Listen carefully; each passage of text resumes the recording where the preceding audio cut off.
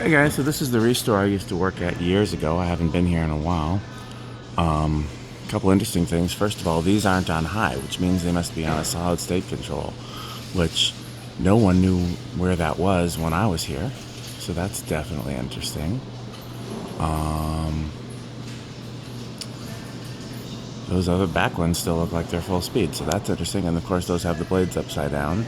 They've replaced these lights with daylight LEDs, but they're still not bright enough. I would have done something different.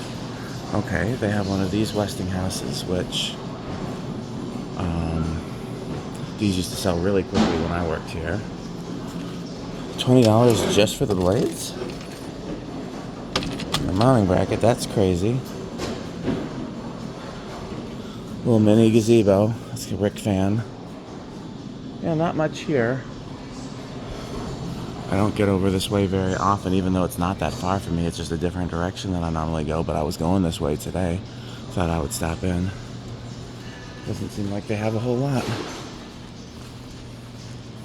So, okay. Thanks for watching.